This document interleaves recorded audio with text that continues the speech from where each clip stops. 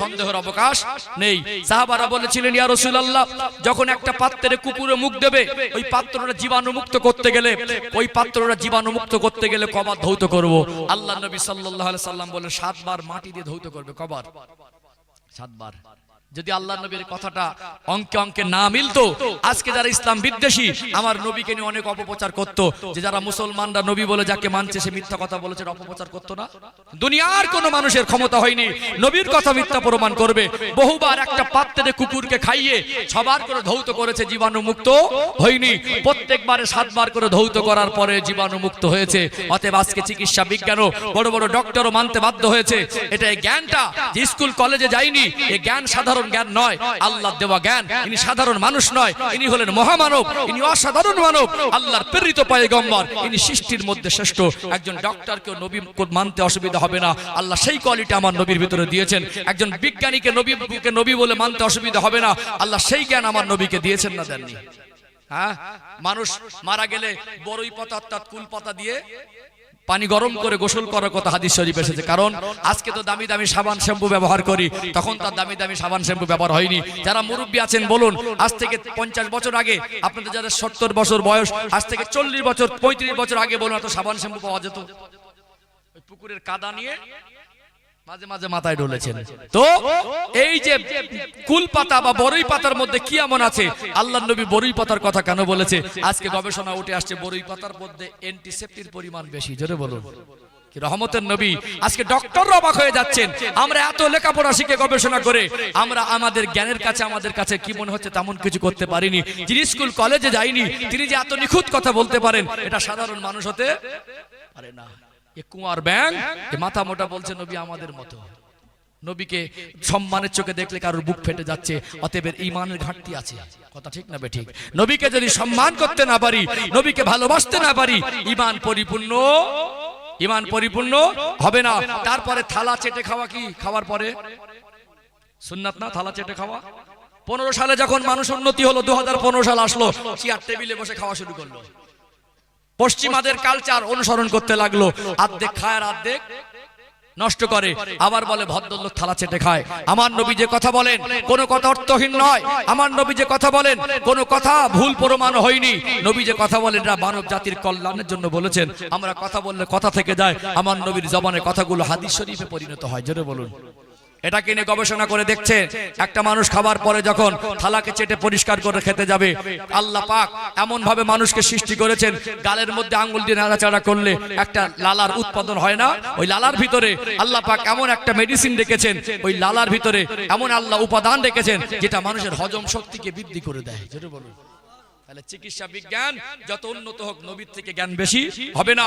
মহাকাশ বিজ্ঞান যত উন্নত হোক নবীর থেকে বেশি তথ্য দিতে পারবে না।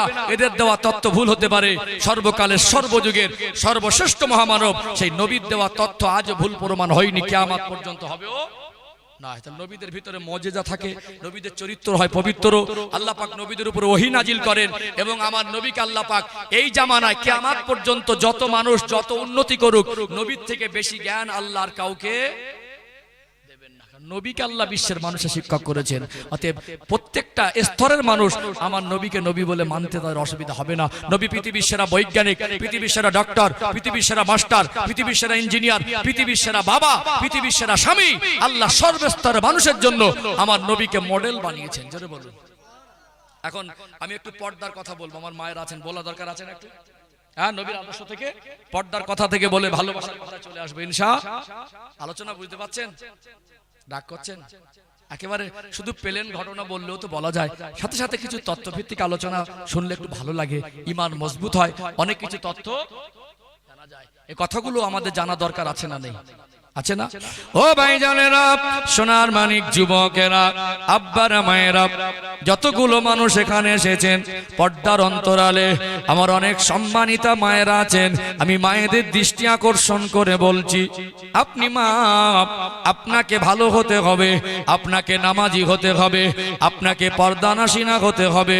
আল্লাহ নবী হুজুর আমার তার কলিজার টুকরি খাতুনে জান্নাত হযরত ফাতেমা রাদিয়াল্লাহু আনহাকে কেমন ভাবে মানুষ করেছিলেন।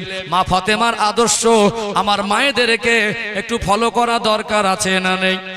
কেমন ছিলেন নবীর কলিজার টুকরি খাতুনে জান্নাত হযরত ফাতেমা। আরে আমার নবী তাকে এমন করে মানুষ করলেন, এমন করে লালন পালন করলেন, এমন ভাবে বড় করলেন। হযরত ফাতেমাতুজ জোহরা রাদিয়াল্লাহু আনহা তিনি দুনিয়ায় বড় হচ্ছেন, তার চেহারা তার শরীরের সৌন্দর্য মানুষের কাছে খোলামেলা বেড়াতেন না, এত বেশি পর্দানাসীনা ছিলেন।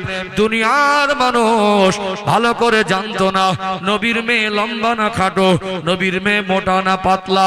ও ভাইরা বাবাজিরা, আজকে আমাদের মা বোনেরা দায়িত্বহীন হয়ে পড়ার কারণে আজ তারা মা হয়েছে, মার জায়গায় তাদের মেয়েগুলোকে মানুষ করছে বেপর্দায়। মেয়েগুলোকে পর্দার কথা বলে না, মেয়েগুলোকে পর্দার সঙ্গে মানুষ করে না। মা বাপ যদি দায়িত্বহীন হয়, হুজুর এসে যত ভালো করে ওয়াজ করুক, পর্দানাসীনা বাড়ানো সম্ভব হবে না। কথা ঠিক না বেঠিক? পর্দানাসীনা বাড়ানো সম্ভব হবে না। এত ওয়াজ হচ্ছে, এত জলসা হচ্ছে, এত বড় বড় বক্তা আসছে, বলুন তো দেখি পর্দানাসীনা বাড়ছে না কমছে? হ্যাঁ, পরকা পড়া মানুষ বেড়ে গেছে। কি পড়া? বরকাওয়ালি বেড়েছে, পর্দাওয়ালি বাড়িনি। আগে বরকা ছিল না, কিন্তু মা বোনদের ভিতরে পর্দা ছিল। কাপড় পরেছে এমন ভাবে ঘোমটা দিয়েছে, মুখটা মানুষ দেখতে পায়নি।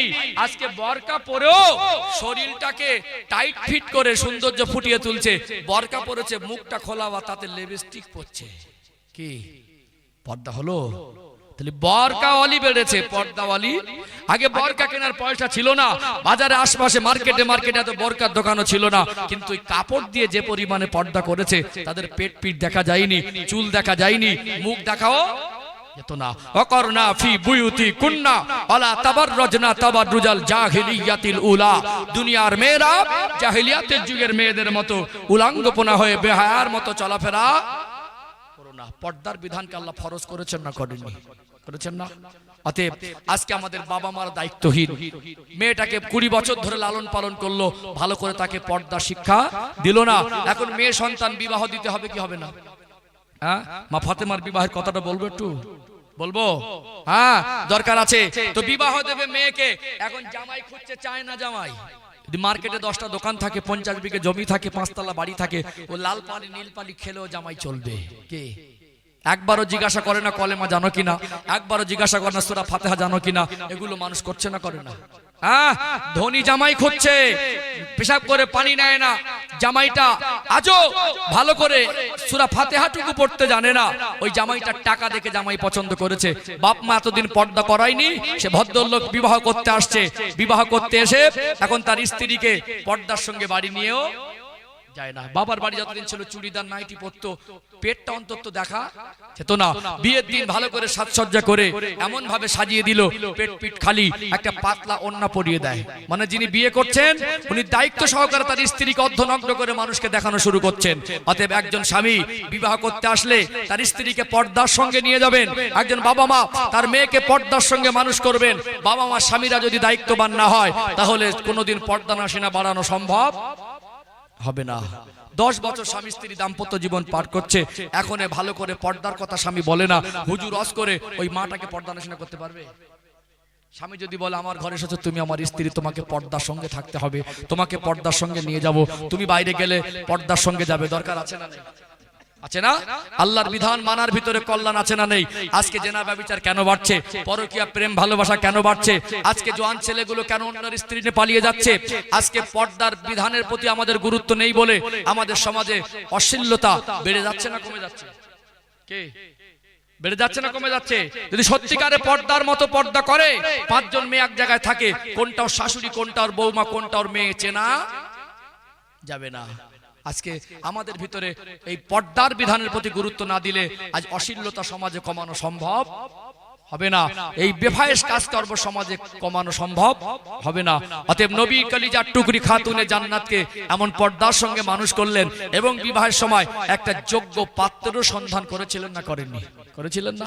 আমরা টাকাওয়ালা খুঁজি, আমার জামাইয়ের টাকা থাকলে আলহামদুলিল্লাহ ভালো, তবে দিনদারির প্রতি গুরুত্ব দেওয়া দরকার আছে না নেই?